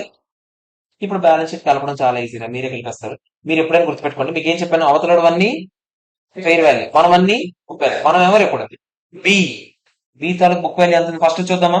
బి తాలూకు బుక్ వాల్యూ ఎంత? 700. అది కరెంట్ అసెట్ ఫెయిర్ వాల్యూ అదే అని చెప్పాడు కదా. 700 ప్లస్ 500 ఎంత? 1200. ఓకే. నాన్ కరెంట్ అసెట్స్ చెప్తారా? మన తాలూకు ఎంత? బుక్ వాల్యూ ఎంత? 3000. వాడి తాలూకు ఎంత? 1500. మొత్తం కలిపి ఎంత చెప్పండి? 4500. నెక్స్ట్ అసెట్స్ అది మనం ఒకటి కొత్తగా తీసుకొస్తాం. ఏంటో చెప్పండి? ఆడవైపు అసెట్స్ మనం ఇప్పుడు కొత్తగా క్రియేట్ చేసాం. Good will. గుడ్ విల్ ఒకటి రావాలా లేదా చెప్పండి? 300. ఓకేనా కదా? నేను మీకు ఇప్పుడు చూపిస్తాను ఇవన్నీ ఎలా టాలీ అవుతాయో. ఒకసారి ఆగండి, ఇది అయిపోయిన తర్వాత చెప్తాను. నెక్స్ట్ ఏంటి? లైబిలిటీస్ చెప్పండి. అన్ని బుక్ వాల్యూలో ఉన్నాయి కదా. 600, 300, 900, 1100, 400, 1500. అంతేనా కదా చెప్పండి? 900, 1500. ఇక్కడ చూడండి ఒకసారి జాగ్రత్తగా. షేర్ హోల్డర్స్ ఈక్విటీ ఉంది కదా. షేర్ హోల్డర్స్ ఈక్విటీ లెక్కేటప్పుడు ఎగ్జామ్ లో అయితే కళ్ళు మూసుకొని అసెట్స్ లెక్కెడతారు. ఫస్ట్ అసెట్స్ లెక్కెట్టండి, అన్ని తీసేయండి. ఎంత వచ్చిందో డిఫరెన్స్ అమౌంట్ ఉందో అందులో వేసేయచ్చు. ఎగ్జామ్ ఇక్కడ కాదు. ఓకేనా? ఇప్పుడు ఒకసారి జాగ్రత్తగా మీరు షేర్ క్యాపిటల్ వరకు మాత్రం ఏం చేయాలంటే చాలా జాగ్రత్తగా. మీకు ఏం చెప్పాను? ఇకపైన ఎవరిది ఉంటుందని చెప్పాను? బీదే కదా ఉంటది మామూలుగా అయితే లెక్క ప్రకారం. బీ తాలూకు ఆల్రెడీ ఎంత ఉంది? 600 ఉంది. ఇప్పుడు కొత్తగా పర్చేస్ కన్సిడరేషన్ కోసం షేర్స్ ఇచ్చాం, దాని వాల్యూ ఎంత? 1600. అంటే అఫ్ కోర్స్ అంత సెక్యూరిటీస్ ప్రీమియం అమౌంట్ కూడా ఉంటది. మొత్తం కలిపి ఎంత? 600 ప్లస్ 1600 అంటే ఎంత? ఎంత? 2200 అయినా కాదా చెప్పండి? బయటకి 2200 రాయండి. బయట 2200 రాయండి అమౌంట్. ఓకేనా? కానీ ఇక్కడ డినామినేషన్ ఇస్తాం కదా, అక్కడ లీగల్ గా ఏం జరిగింది చెప్పండి? ఎవరెవరిని కొన్నారు? ఏ బిల్ కొన్నందుకు ఎన్ని షేర్స్ ఇచ్చింది? 150. వీళ్ళ దగ్గర ఎన్ని షేర్స్ ఉన్నాయి? ఆల్రెడీ ఏ దగ్గర 100. మొత్తం కలిపి ఎన్ని షేర్స్? ఇది చాలా చాలా ఇంపార్టెంట్ పాయింట్. దీనికి మార్కులు తీసేస్తారు ఖచ్చితంగా. షేర్స్ ఏమో ఏ ఎన్ని ఇచ్చిందో అది రాయాలి, అంటే నిజంగా ఎన్ని షేర్స్ ఉన్నాయో అవే రాయాలి. కానీ అమౌంట్ ఏమో మేమేం చెప్పాం అదే రాయాలి. ఓకేనా? పర్చేస్ కన్సిడరేషన్ లెక్కెట్టాం కదా, ఆ అమౌంట్ ప్లస్. ఓకేనా కాదా? బయట డినామినేషన్ మాత్రం 250. దీనికి ఖచ్చితంగా 1 మార్క్ ఉంటుంది. ఓకేనా కాదా చెప్పండి? ఎందుకంటే కింద చూసారా, ఇదిగో ఇదంతా దాని గురించే. నెంబర్ ఆఫ్ షేర్స్ మాత్రం వాళ్ళవే ఉంటాయి, కానీ ఇది మాత్రం ఇది రాదు. ఓకేనా కదా చెప్పండి? నెక్స్ట్ మీకు ఏం చెప్పాను? రిజర్వ్స్ అండ్ సర్ప్లస్ అన్ని ఎవరు ఉంటాయి? ఓన్లీ బీవి మాత్రమే ఉంటాయి. బీవి ఎంతనే చెప్పండి? 1400 ఉంది ఆల్రెడీ. అది పట్టించుకుంటామా? పట్టించుకోము. డైరెక్ట్ గా 1400 తీసుకెళ్ళి ఇక్కడ వేసేస్తాం. ఓకేనా కాదా? టాలీ అయిపోద్ది మామూలుగానే. ఇప్పుడు ఎగ్జామ్ లో మీరు ఏం చేయాలో నేను చెప్తాను జాగ్రత్త. ఎప్పుడైనా సరే ఏ అనే ఒక బ్యాలెన్స్ షీట్, బి అనే ఒక బ్యాలెన్స్ షీట్ ఇచ్చాడు అనుకోండి. నేను రివర్స్ అక్విజిషన్ కే కాదు, జనరల్ గా చెప్తున్నాను. మీరు ఏం చేస్తారు? ఫస్ట్ మన తాలూకు బుక్ వాల్యూస్ అన్ని తీసుకుంటారు. మన ఏ మామూలు కాదు, నేను మామూలు కేసు చెప్తున్నాను. ఏ బిని ఎక్వైర్ చేసింది అనుకోండి. మనం ఏం చేస్తాం చెప్పండి?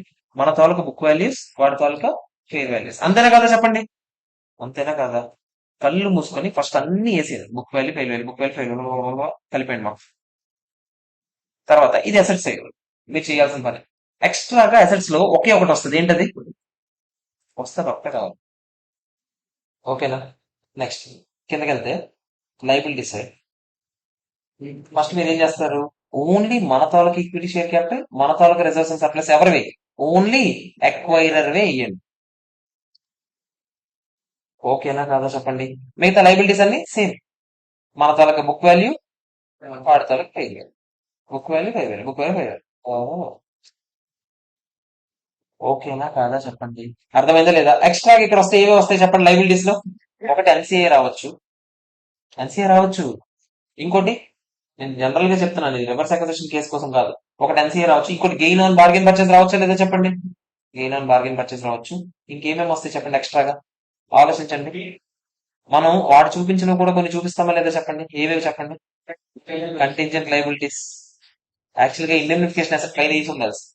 మనం ఇక్కడ ఏం చూపిస్తాం చెప్పండి? ఇండెంనిఫికేషన్ అసెట్. అంతేనా? ఇంకా పిఎన్ఎల్ అకౌంట్, ఇదిగో రిజర్వ్స్ అండ్ సర్ప్లస్ ఇక్కడ చెప్తాను కదా. రిజర్వ్స్ అండ్ సర్ప్లస్ లోనే కదా పిఎన్ఎల్ అకౌంట్ పోదు. అన్ని ఇవన్నీ మనమే ఓన్లీ. ఓకేనా కదా? ఇంకేం చెప్పాను నేను చెప్పండి? ఎక్స్ట్రాగా ఏం వస్తాయి చెప్పండి? ఎక్స్ట్రా ప్రాఫిట్స్ అన్ని ఎప్పటి నుంచి? After business combination. అదంతా కన్సాలిడేషన్, ఆ తర్వాత విషయం. అక్కడ మళ్ళీ నేను ఇంకా నీట్గా చెప్తాను. ఇది మనకి ఈ రోజు జరిగేది ఏంటి అనేది. ఓకేనా? ఇక్కడ ఇంకేవో తెలుసా? ఇంటర్నల్లీ జనరేట్, అదే ఆడ ఇంటాంజిబుల్ అసెట్స్ చూపించకపోవచ్చు, మనం చూపించలేదా చెప్పండి? సో మనం ఇంటాంజిబుల్ అసెట్స్ కూడా చూపించవచ్చు. అంతేనా కదా?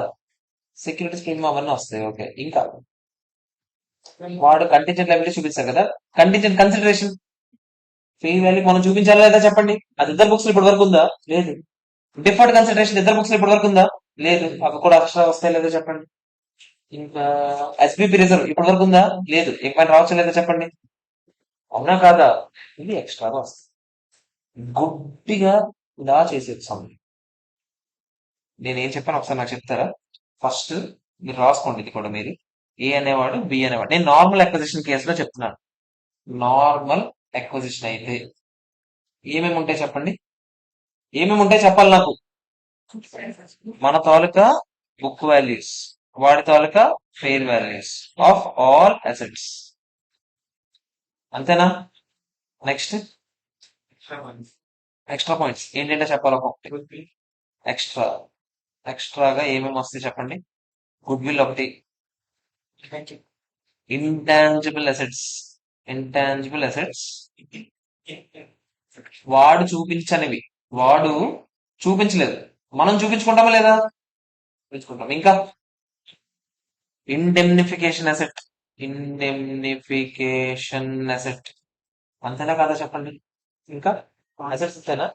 అసెట్స్ ఇంతే కదా. Next it side liability side వెళ్తే, లైబిలిటీస్ కన్నా ముందు నేను ఇక్కడికి నేను చెప్తాను. ఫస్ట్ ఈక్విటీ చెప్పనా? ఈక్విటీలో ఓన్లీ ఎవరు వస్తే చెప్పండి, ఓన్లీ ఎక్వైరర్, ఎక్వైరర్ బుక్ వాల్యూ మాత్రం, ఎక్వైరర్ తాలూకు బుక్ వాల్యూ. ఓకేనా. నెక్స్ట్ ఈక్విటీ అంటే అందులోనే నేను రిజర్వ్స్ సర్ప్లస్ అన్ని కలిపేస్తున్నాను. ఓకేనా, మళ్ళీ చెప్పండి. ఇక్కడ ఇంక్లూడ్స్ రిజర్వ్స్ అండ్ సర్ప్లస్ కూడా. ఓకేనా. నెక్స్ట్ ఏం చెప్పండి. Next liabilities. లైబిలిటీస్ ఏమేమి చేయాలి చెప్పండి. ఫస్ట్ సేమ్ మన తాలూకు బుక్ వాల్యూస్, వాడి తాలూకు ఫెయిర్ వాల్యూస్, అంతేనా కదా చెప్పండి. నెక్స్ట్ ఇప్పుడు ఎక్స్ట్రా వచ్చేది, ఎక్స్ట్రా బ్యాచ్ ఏంటంటే చెప్పండి. అక్కడ ఎన్సీఏ యాక్చువల్గా ఇక్కడ చూపించాలి, ఎన్సీఏ ఎక్స్ట్రా. ఇంకేంటో చెప్పండి extra. Fair value of contingent consideration ఒకటి, present value of deferred consideration ఒకటి, ఎస్బిపి రిజర్వ్ ఒకటి, ఇంకా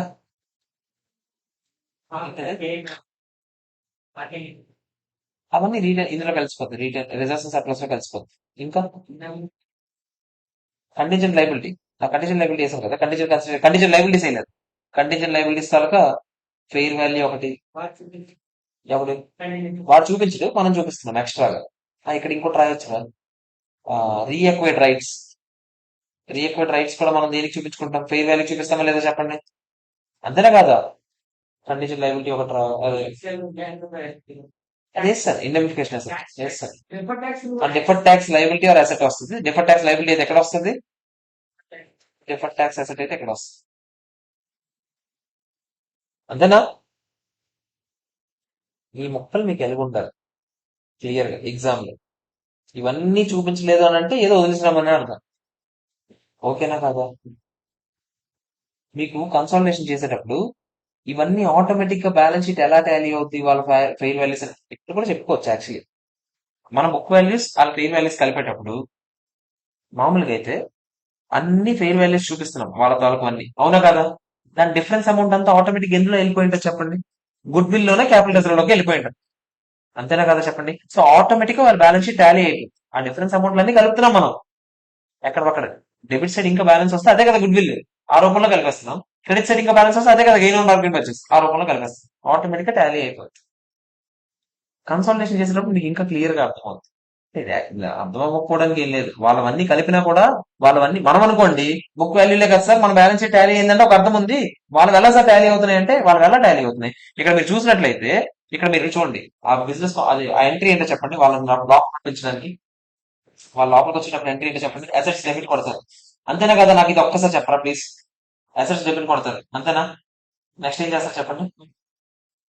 గుడ్ విల్ వస్తే డెబిట్ కొడతాం, ఇండెంటిఫికేషన్ అసెట్ వస్తే డెబిట్ కొడతాం, ఇంటాంజిబుల్ అసెట్ వస్తే డెబిట్ కొడతాం, డిటిఏ వస్తే డెబిట్ కొడతాం, అవునా. టూ ఏమేమి ఇచ్చాం, క్యాష్ వస్తే క్యాష్, షేర్స్ ఇస్తే shares, contingent consideration, deferred consideration ఇవన్నీ ఉన్నాయా. మరి ఆటోమేటిక్ డెబిట్లు అన్ని క్రెడిట్లు అవుతున్నాయి లేదా చెప్పండి, అవునా కాదా. మరి ఆటోమేటిక్ ఇవన్నీ టాలీ అవుతాయి కదా, debit side credit side equal అవుతున్నప్పుడు మరి అదే కదా బ్యాలెన్స్ షీట్ లో కలుపుతున్నాం. ఆటోమేటిక్ అన్ని టాలీ అయితే సెక్యూరిటీస్ ప్రీమియం కూడా రాదు. ఇక్కడ ఉన్నది ఇక్కడ కాదు.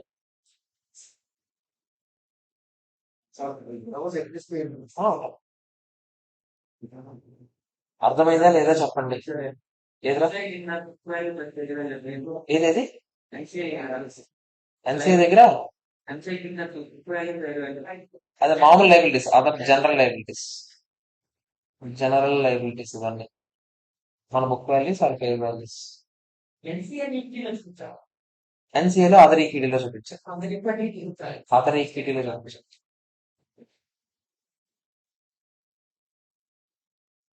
ఓకేనా.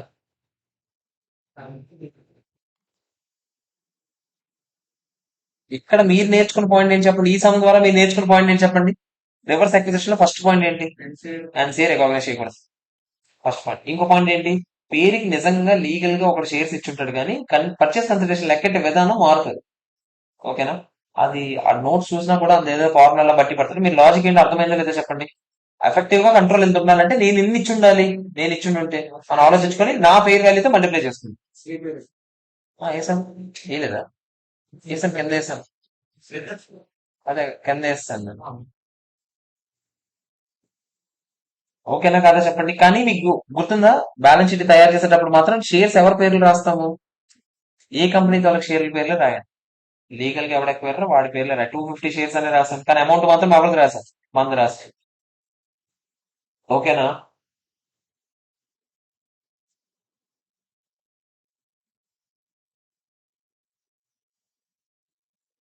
ఓకేనా కాదా చెప్పండి. క్లియర్? అయిపోయిందిరా ఈ రోజుకి, అంతే పెద్ద క్వశ్చన్. ఇంకా అన్ని చిన్న క్వశ్చన్. సో ఇది పెద్ద పెద్ద క్వశ్చన్ ఏం కాదు యాక్చువల్లీ మాట్లాడుకుంటే కరెక్ట్ గా. ఒక్కొక్కటిగా చూద్దామా? ఎంతకు స్టార్ట్ చేసాం క్లాస్? సరే ఇది ఆన్సర్ చెప్పేస్తారు నాకు ఫాస్ట్ గా. అరే సింపుల్ గా చెప్పేస్తారా మీరే? నాకు ఫాస్ట్ గా ఆన్సర్ రెండు చెప్పాలి. మీ ఆన్సర్ ప్రవేశపెట్టాలి విత్ ఇన్ 2 minutes లో. క్వశ్చన్ చదవడం అలవాటు చేసుకోవాలి, ఫాస్ట్ గా చదవాలి.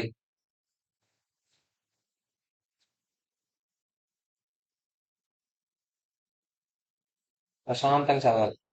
బ్యాంక్ ఎఫ్ ఎక్వైర్స్ బ్యాంక్ ఈ, అంటే ఎక్వైరర్ ఎఫ్, ఎక్వైరీ ఈ. బ్యాంక్ ఈ ఎవరికో అప్పిచ్చిందంట, అంటే బ్యాంక్ ఈ బుక్స్ లో అది ఏమని చూపించుంటది? లోన్ అంటే ఏమని చూపిస్తుంది?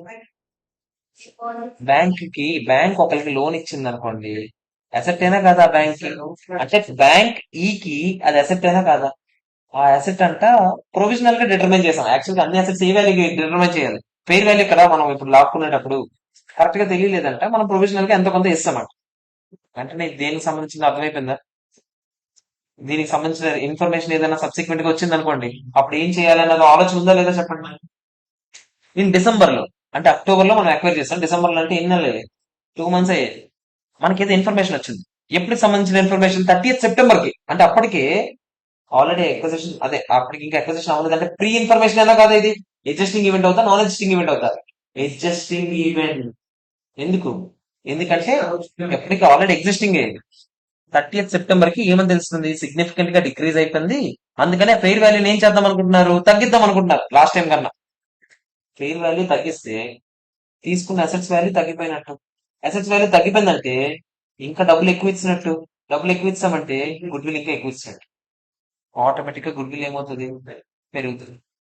ఎందుకో చెప్పనా? ఒకసారి జాగ్రత్త చూద్దామా. నేను ఏం చెప్పాను? ఇనీషియల్ గా కొనుక్కునేటప్పుడు ఫర్ ఎగ్జాంపుల్ నీకు ఎవ్వరు లేరనుకోడు, ఆడొక్కడే అసెట్ అనుకుందాం ఈజీగా ఉండడానికి. ఆడొక్కడే అసెట్. ఆడికి నేను 100, ఆడు ఆడు ఆడు మనకి ఇవ్వాల్సిన డబ్బులు నేను 100 అని అనుకున్నాను, ఫెయిర్ వాల్యూ అనుకున్నాను నేను ముందు. నేను డబ్బులేమో ఆ 120 ఇచ్చి కొనుక్కున్నా ఈ కంపెనీని. ఓకేనా కదా చెప్పండి. మరి మిగతా 20 రూపాయలు ఏమవుతుందో చెప్పండి? Good will. ఇది ఒప్పుకుంటారు లేదా? ఇప్పుడు ఏమైంది? వీడు 100 కాదు, అంతకన్నా తగ్గిందని తెలుసు. అవునా?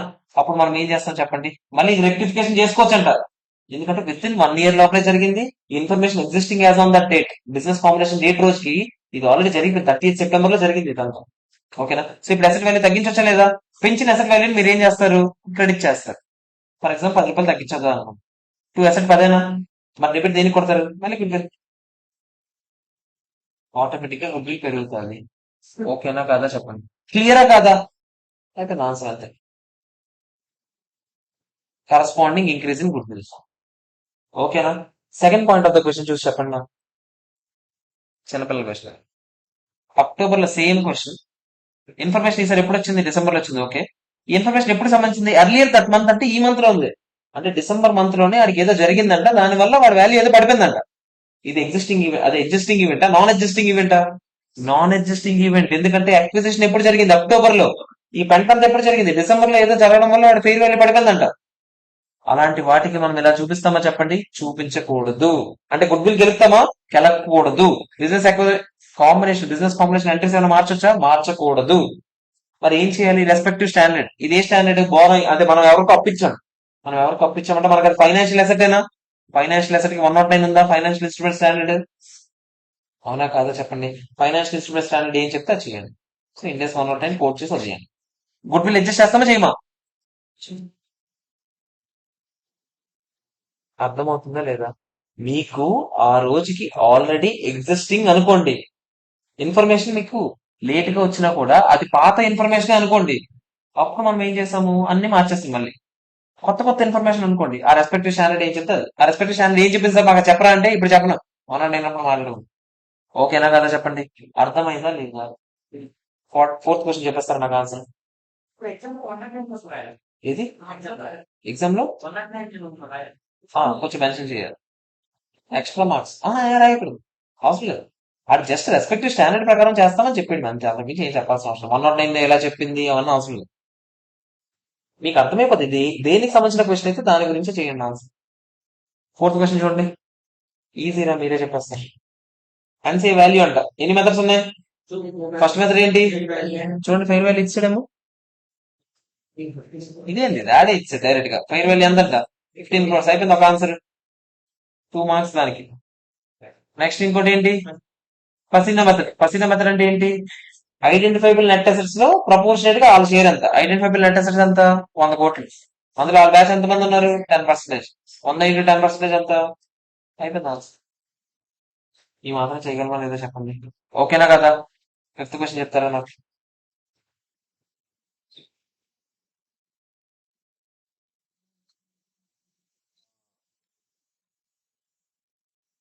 ముందు ఎప్పుడో 5% కొన్నామంట, కొని వాళ్ళు ఎఫ్ఈడిఓసి అకౌంటింగ్ చేస్తున్నారంట. ఏదో ఏదో అకౌంటింగ్ మనకి ఎందుకు అంటే, వాళ్ళకి ఏదైనా లాభం వచ్చినా ఓసీఏలో చూపిస్తున్నారు వాళ్ళు. ఇప్పుడు మళ్ళీ మనం ఏం చేసాము, ఓసీఏలో 5,000 already as on date balance ఉంది. మనం ఇప్పుడు మిగతా 95% కొనేసాం ఆ కంపెనీని. ఇప్పుడు ఆ ఓసీఏలో ఉన్నదాన్ని ఏం చేయాలని అడుగుతున్నారు. ఏం చేయాలి చెప్పండి? ఓసీఏలో ఉన్నవన్నీ మీరు ఏం చేస్తారు? ట్రాన్స్ఫర్ అయిపోతాయి లేదా? రెస్పెక్టివ్ స్టాండర్డ్ ఏం చెప్తే దాని ప్రకారం ట్రాన్స్ఫర్ చేసేయాలి, అవునా కదా చెప్పండి. ఇప్పుడు ఓసీఏ అంటేనే దాని పేరేంటి? Fair value through other comprehensive income, అంతేనా? అదర్ కాంప్రహెన్సివ్ ఇన్కమ్ లోనే మనం చూపించుకుంటూ వస్తాం, దాన్ని ఎప్పటికీ పిఎన్ఎల్ తీసుకురాము. అంటే డైరెక్ట్ గా అది అందులోకి వెళ్ళిపోద్ది, ఓకేనా? అది ఎక్కడ 109 లో నేర్చుకున్నాం, ఇప్పుడు కాదు. ఇదేమంటాడు, gain of 5,000 in OCI as the gain or loss is not allowed to be recycled in income statement as per 109. 109 ఏం చెప్పిందంటే దాని పేరే ఎఫ్ఈటిఓసి, అంటే fair value through other comprehensive income. FETPL అని ఒకటి చదివాం, ఎక్కడ చదివాం చెప్పండి? కంటింజెంట్ కన్సిడరేషన్ దగ్గర మనం ఏం చదివాము? కంటింజెంట్ కన్సిడరేషన్ కనుక ఒకవేళ పక్కాగా ఇంత అమౌంట్ ఇస్తానని చెప్పాను అనుకోండి, అది ఎఫ్ఈటిపిఎల్ లాగా నేను ప్రతి ఇయర్ ఫెయిర్ వాల్యూ మెజర్ చేసి దానిలో లాభాన్ని ఎక్కడ పంపిస్తాను? లాభం నష్టం పిఎన్ఎల్ పంపిస్తామని చెప్పాం. ఇదేంటి? ఓ సేమ్ పంపిస్తాం. ఓకేనా కదా చెప్పండి, అర్థమైందా లేదా? సో ఇదేమంటాడు, రిపోర్ట్ అన్రియలైజ్ గెయిన్ ఎంత? 5,000 అని అన్నాడు కదా. 5,000 ఏం చేస్తాం మనం ఇప్పుడు? ఇండియస్ 109 ఏం చెప్పిందో సబ్సిక్వెంట్ గా ఓసీఏలో ఉన్నవన్నీ ఏం చేయాలో అదే చేస్తాం. So as investment would be at fair value and therefore does not require remeasurement as result of business combination. Fair value of 5% plus the fair value of consideration. అదే ఇప్పుడు ఇప్పుడు కొత్త కన్సిడరేషన్ ఎంత చెప్పండి? పర్చేస్ కన్సిడరేషన్, కొత్త purchase consideration ఎంత? ఇది step up acquisition ఏనా? స్టెప్ అప్ అక్విజిషన్ లో పర్చేస్ కన్సిడరేషన్ ఎలా లెక్కెడతాం? ఫస్ట్ టైం చేసాం కదా. ఇప్పుడు ఎంత ఇచ్చామో 95% కి ఆ డబ్బులు ప్లస్ పాత డబ్బులు ఏ వాల్యూకి? అదే చెప్తున్నాడు, ఫెయిర్ వాల్యూ ఆఫ్ 5% ప్లస్ ఇప్పుడు ఇచ్చిన డబ్బులు కలిపితే పర్చేస్ కన్సిడరేషన్ అవుతుంది అని చెప్తున్నాడు. ఓకేనా కాదా చెప్పండి, అర్థమైందా లేదా? క్లియరా కాదా చెప్పాలి. ఎవరికైనా ఏమైనా డౌట్ ఉంటే చెప్పండి, డౌట్ లేని వాళ్ళు 6th క్వశ్చన్ కదా, రెండు ఓపెన్ చేసి ఉంచుతాను. డౌట్ లేని వాళ్ళు 6th క్వశ్చన్, డౌట్ ఉన్న 5th వన్ చదవండి. Associate accounting step up acquisition లోకి వస్తుంది. 20 ఉందా నీ దగ్గర ఫస్ట్? నెక్స్ట్ టైం ఎంత కొన్నావు? 40 కొన్నావు అనుకో, 20 ప్లస్ 40 కలిపేసరికి 60 అయిపోయిందా? ఇప్పుడు ఇప్పుడు ఈ రోజు ఎప్పుడైతే 40 కొన్నావో ఆ రోజు నీ కంట్రోల్ వచ్చినట్టు. ఇదే స్టెప్ అప్ అక్విజిషన్. ఎగ్జాక్ట్ గా ఏంటి అసోసియేట్ అకౌంట్, అది ఇక్కడ ఎందుకు మనకి? 20% అక్విజిషన్ అకౌంట్ ఏది? 20 అబౌవ్ అయితే అసోసియేట్ అసలు అసలు ఇక్కడ ఇక్కడ అసలు అవసరం ఏముంది అంటున్నాను నేను. ఓకేనా కదా చెప్పండి.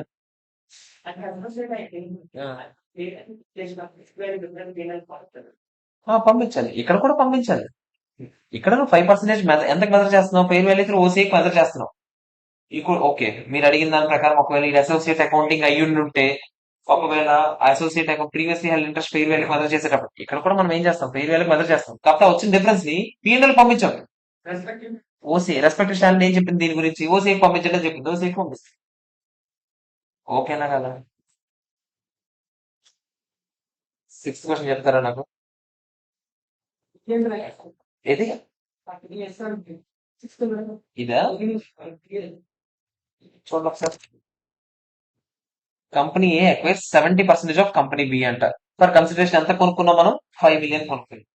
Company A intends to NCA దేనికి మెజర్ చేద్దాం అనుకున్నారు? Fair value of identifiable net assets proportional share పసిన మెథడ్. ఓకేనా కదా? మనకి ఏం చెప్తున్నాడు? నెట్ అసెట్స్ ఎంత చెప్తున్నాడు? 10 మిలియన్. 10 మిలియన్ నెట్ అసెట్స్ అయితే ఎన్సీఏ ఎంత చెప్పేస్తారా? 10 మిలియన్ 30% అంటే ఎంత? 3 మిలియన్. అదే కదా పసిన మంది.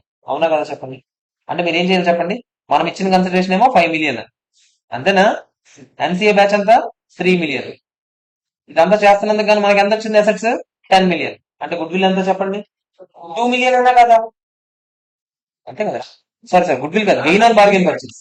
ఎందుకంటే 8 మిలియన్ వర్త్ డబ్బులు ఇచ్చాము మనము ఎన్సీఏ కలిపి. మనకి ఎంత వచ్చింది? 10 మిలియన్ వర్త్ అసెట్స్ వచ్చాయి.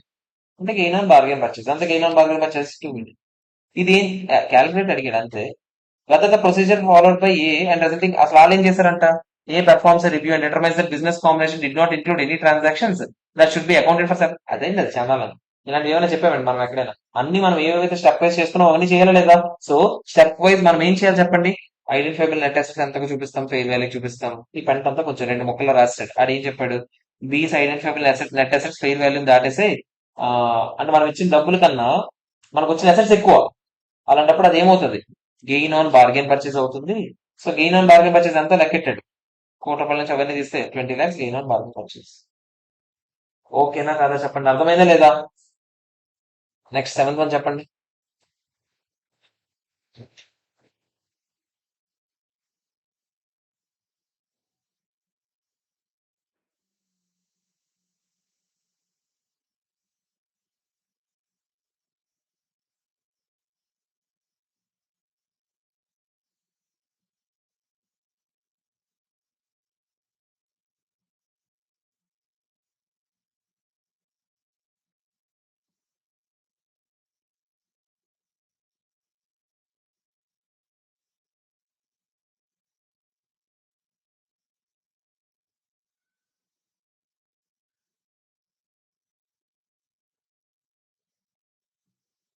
ఏం జరిగింది?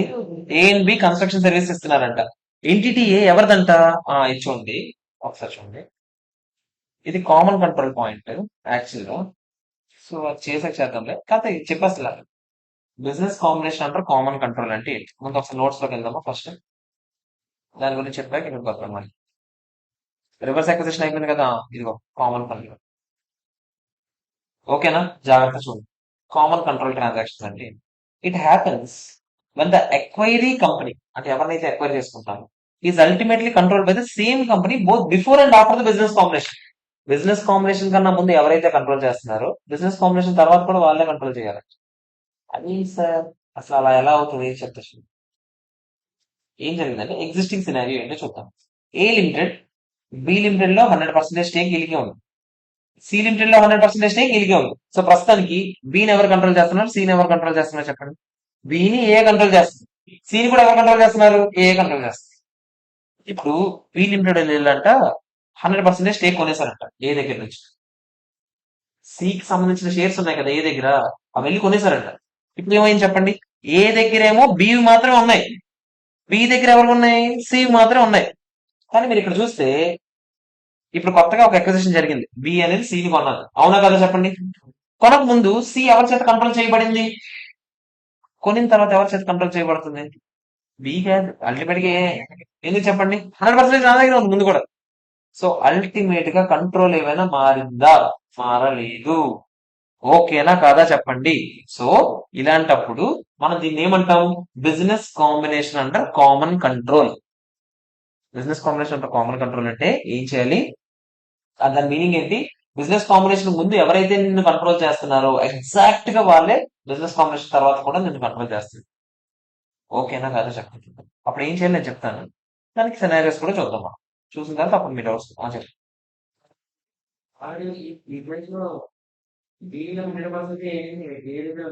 ఉమ్. ఏ ఇన్వాల్వ్ అయ్యే చేస్తాడు ఇదంతా. ఎందుకు అదే చెప్తాను కదా, జస్ట్ కార్పొరేట్ రీస్ట్రక్చరింగ్ కోసం మాత్రమే. కొన్ని చిన్న చిన్న లీగల్ ఇంప్లికేషన్స్ కోసము, లేకపోతే కొంచెం సూటబిలిటీస్ కోసము, ఏదో చిన్న చిన్న ఐపీఓల కోసము, ఇలాంటి వాటికి మనలో మనకి ఏంట్రా అన్నట్టుగా మనమే చేసుకుంటాం రెస్ట్. తలనొప్పి భరించలేక ఏసీ కంట్రోల్ లో ఉంటే ఏ షేర్ హోల్డర్స్ అందరూ డైరెక్ట్ గా కంట్రోల్ చేస్తున్నారు అని ఏదో ఇష్యూ చేశారనుకోండి, అప్పుడు దాని మీద ఏదో చేయడం ఇలాంటివి తప్ప ఇంకేం లేదు. జస్ట్ ఇది మనలో మన కోసం చేసుకుంటున్న బిజినెస్ కాంబినేషన్. ఓకేనా కదా చెప్పండి. ఇక్కడ జాగ్రత్త చూడండి. లేదా నేను ఒక ఎగ్జాంపుల్ చెప్పనా. ఇప్పుడు ఏ అని ఒక కంపెనీ ఉంది, బి అని ఒక కంపెనీ ఉంది. ఏబి కలిసి కట్టుగా ఏబి అని ఒక కంపెనీని స్టార్ట్ చేశారు అనుకోండి. ఏబి ఇద్దరు వెళ్ళి కలిసిపోయారు ఏబిలో. ఇందులో ఇద్దరికి ఎంత స్టేక్ ఇచ్చారంటే, వదిలేదు మెర్జర్ లో మళ్ళీ చెప్తాను. మెర్జర్ గురించి ఎలాగో మాట్లాడతాం కదా, ఆ తర్వాత మాట్లాడతాం. మెర్జర్ గురించి క్లియర్ గా మాట్లాడతాం కాబట్టి అందులో మాట్లాడే బెటర్. ఎందుకంటే ఎందుకంటే అందులో చెప్పినప్పుడు బెటర్. ఇందులో చెప్తే మళ్ళీ ఇప్పుడు ఎందుకు రా బాబు అని చెప్తున్నాను. ఫస్ట్ ఉండే జాగ్రత్తగా. హియర్ ఎక్వైరర్ కంపెనీ ఏమవుతాడు? Is known as transferee company. Acquirer అంటే ఏంటి? నేనే కదా ఎక్వైర్ చేస్తా. ఇక్కడ ఎక్వైరర్ కంపెనీ ఎవరు చెప్పండి? ఏదది ఎక్వైరర్ కంపెనీ? బి అనే కదా చెప్పండి. బి ఏమవుతుంది ఇక్కడ? ట్రాన్స్ఫరీ కంపెనీ అవుతుందంట. ఎక్వైరీ కంపెనీ ఏమవుతుందంట? సి ఏమవుతుంది? Transfer of company. ఒకసారి జాగ్రత్తగా వినండి. ఒకసారి ఆగండి. Common control transaction, first common control జరిగింది అనుకోండి. బిజినెస్ కాంబినేషన్ అంటే కామన్ కంట్రోల్ జరిగితే ఫస్ట్ ఏం జరుగుతుంది నేను చెప్తాను చూడండి. దాన్ని బట్టి మీకు ఇవన్నీ అర్థం. First pooling of interest method వాడతాం. ఓకేనా కదా? పూలింగ్ ఆఫ్ ఇంట్రెస్ట్ మెథడ్ అంటే ఏం చేయాలి, అందరు ఫస్ట్ ఎక్వైరర్ కంపెనీ ఎవడో చూస్తాం. ఓకేనా? ఎక్వైరర్ కంపెనీ అంటే ఎవడు ఇక్కడ? ఎక్వైర్ కంపెనీ ఎవడు? బి కాదు. ఎక్వైర్ కంపెనీ ఎవరు? Transferee company. ట్రాన్స్ఫరీ కంపెనీ అంటే ఎవరైతే వదులుకుంటున్నారో వాళ్ళు. ఎవరు వదులుకుంటున్నారు చెప్పండి ఇక్కడ? ఏ వదులుకుంటుంది? ఇక్కడ ఏం జరిగిందో ఆలోచించండి. బి ఏమో ఎక్వైరర్ కంపెనీ. అవునా కదా చెప్పండి. కానీ యాక్చువల్ గా ట్రాన్స్ఫర్, మామూలుగా అయితే ఎక్వైరర్ కంపెనీ అంటే ఎవడైతే కొనుక్కుంటున్నాడో వాడిని అంటాం. అవునా కాదా చెప్పండి. కానీ ఎక్వైరర్ కంపెనీ ఇక్కడ ఎవరు? ట్రాన్స్ఫరీ కంపెనీ అని. మీకు ఒక నిమిషం, ఒక ఎగ్జాంపుల్ ఇచ్చాడా? ఎగ్జాంపుల్ ఇవ్వలేదా? మీకు ఇందులో చూడండి ఎన్నో క్వశ్చన్ ఉంది. బిజినెస్ కాంబినేషన్ అంటారు, కామన్ కంట్రోల్ క్వశ్చన్ ఉందా? సెవెంత్ క్వశ్చన్ లో ఉంది. ఎందులో? ఇప్పుడు మీరు చెప్తుందా ఇప్పుడు చిన్నపిల్లల క్వశ్చన్ అది కాదు, పెద్ద క్వశ్చన్ ఉందా? ఏది అలా?